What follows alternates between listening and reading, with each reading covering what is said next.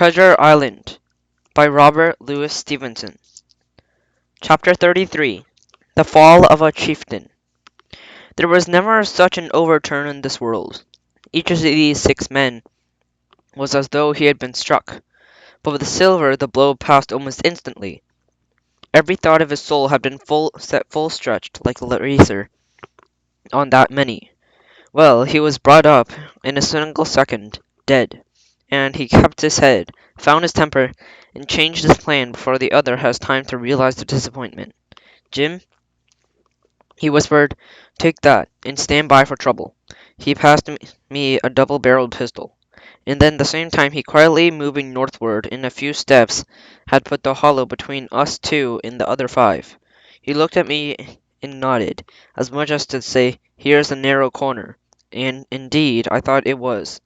His looks were now quite friendly, and I was so revolted at these constant changes, I could not forbear whispering, "So you've changed sides again?"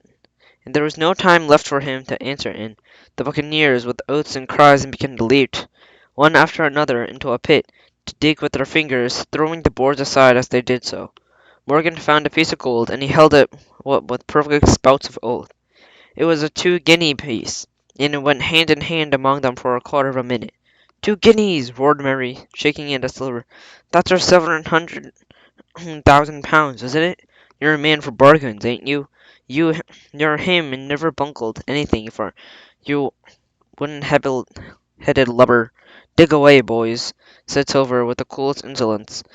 "You'll find some pig nuts, and I shouldn't wonder." "Pig nuts!" repeated Mary in a scream. "Mates, do you hear that? I tell you, and that's man they knew all along. Look in the face of him. You see it wrote there." "Ah," Mary remarked, "standing for captain again? You're a pushing lad, to be sure." And every one was entirely in Mary's favour. They began to scramble out of the excavation, darting furiously glances beside them. And one thing I observed, and looked well for us, they all got out on the opposite side from Silver. Well, we stood there, 2 on one side, 5 on the other, the pit between us, and nobody screwed high enough to offer the first blow. Silver never moved. He watched them, very upright on his crutch, and as cool as I ever saw him. He was brave, and no mistake. At last, Mary seemed to think of a speech might help matters. "Mates," said he, "there's 2 of them alone here. One's old cripple that brought us all here and blundered down this. The other's that cub that I meant to have a heart of. Now, mates," he was raising his arm, but his voice plainly meant to lead a charge. But just then, crack, crack, crack, 3 musket shots flashed out of the thicket. Mary tumbled head foremost into the excavation. The man with the bandage spun round like a teetotum, and fell on his length on both sides, where he lay dead, but still twitching. And the other 3 turned and ran for it with all their might. Before you could wink, Long John had fired 2 barrels of pistol into struggling Mary, and as the man rolled his eyes at him in the last agony, "George," said he, "I reckon I settled you." And at the same moment the doctor, Gray, and Ben Gunn joined us with smoking muskets among the nutmeg trees. "Forward!" cried the doctor. "Double quick, my lads. We must head 'em off the boats." And we set off at a great pace, sometimes plunging through the bushes of the chest. But I tell you, Silver was anxious to keep up with us. The work that man went through, leaping on his crutch till the muscles of his chest were fit to burst, and with no work sound man ever equalled. So thinks the doctor. As it was, he was already 30 yards behind us, on the verge of strangling when he reached the brow of the slope. "Doctor," he hailed, "see there, no hurry."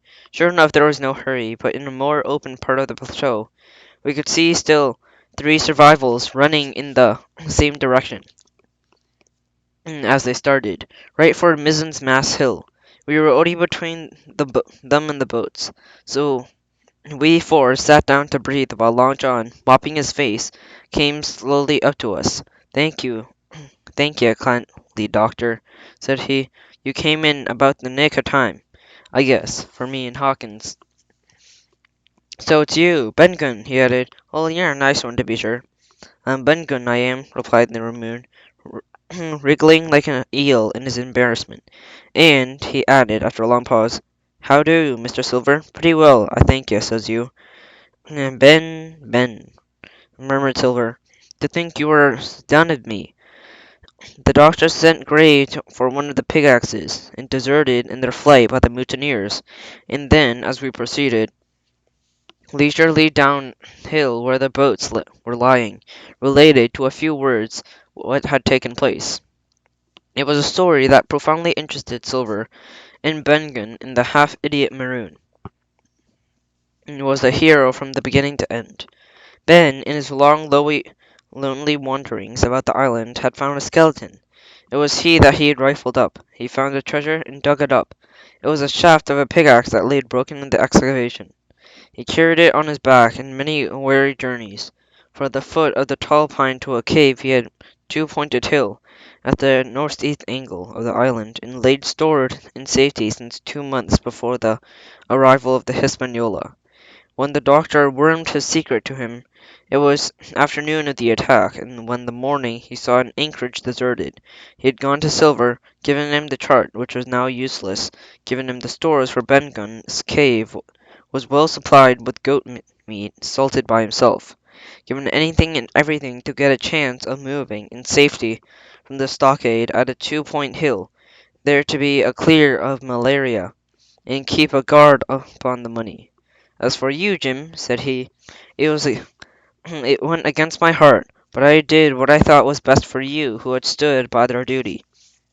And if you were not one of these, whose fault was it? That morning, finding that I was to be involved in the horror disappointment he had prepared for the mutineers, had run all the way to the cave, and leaving the squire to guard the captain, and taken Gray and the Maroon, and started making the diagonal of the across the island, and to be at be at hand besides the pine. Soon, however, he saw that our party had started of him, and Ben Gunn, being fleet of foot, had been dispatched in front to do his best alone.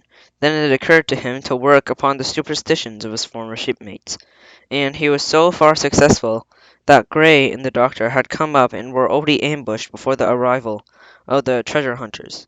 "Ah," said Silver, "it was fortunate for me that I had Hawkins here. You would have let old John be cut to bits." "And never given it a thought, doctor." "Not a thought," replied Dr. Livesey, cheerily, and by this time we had reached the gigs. The doctor, with a pickaxe, demolished one of them, and then we got all aboard, and set out to go to round the North Sea. This was a run of 8 or 9 miles. Silver, though he was almost killed already with fatigue, was set to an oar like the rest of us, and we were soon skimming swiftly over a smooth sea. Soon we passed out the strait and doubled the sea east corner of the island, which around 4 days ago we had towed the Hispaniola. As we passed a two-point hill, which we could see the black mouth of Ben Gunn's cave, a figure standing in it, leaning on a musket. It was the squire. We waved a handkerchief and gave him three cheers, in which the voice of Silver joined as heartily as any. In 3 miles farther, just inside the mouth of the North Inlet, what should we meet but the Hispaniola, cruising by herself. The last flood had lifted her, and there had been much wind, or a strong current, as if the southern anchorage. We should have never found her more, or found her stranded beyond help. As it was, there was little amiss, beyond the wreck of the mainsail, and another anchor was got ready. It dropped in a fathom and half in water. We pulled round to Rum Cove, and nearest point of Bengun's treasure house. Then Gray, single-handedly, returned with the gig to the Hispaniola, where he was to pass the night on guard.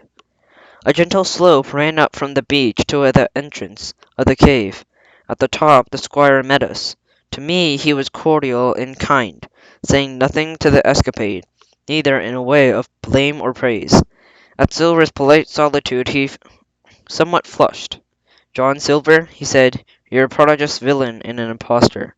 A monstrous impostor, sir. But I am told I am not to prosecute you. Well, then, I will not. But the dead men, sir, will hang about your neck like milestones." "Thank you kindly, sir. replied Long John, after again saluting. I dare you to thank me, cried the Silver. It's gross dereliction of my duty. Stand back. Thereupon the and thereupon we all entered the cave. It was a large and airy place, with a little spring and a cool pool of clear water, overhung with ferns. The floor was sand. Before big fire lay Captain Smollett. In a far corner, and only duskly flickered over by the blaze, I beheld a great heap of coins and quadrilaterals built of bars of gold. That was Flint's treasure, and we had come so far to seek, and that it cost only so many lives of 17 men from this Hispaniola. And how many it had cost them amassing what blood and sorrow, and what good ships scuttled on the deep, what brave men walking with the plank, cruelty had perhaps no man alive could ever tell. Yet there was still three upon that island, Silver and old Morgan and Bengen, who had each taken a share of these crimes, and had each hoped in vain to share the reward. "Come in, Jim," said the captain. "You're a good boy in your line, Jim, but I don't think you and me will ever go to sea again. You're too much of the born favourite for me. Is that you, John Silver? What brings you here, man?" "Come back to my duty, sir," replied Silver. "Ah," said the captain, and that was all he said. What a supper I had of a night of it! And with all my friends around me, what a meal it was, with Bengun's salted goat and some delicacies, and a bottle of old wine from the Hispaniola. Never, am I sure, were the people gayer or happier. And there was Silver, sitting back almost out of the firelight, but eating heartily, prompt and to spring forward when anything wanted, even joining quietly in our laughter, and the same bland, osseous seaman of the voyage out.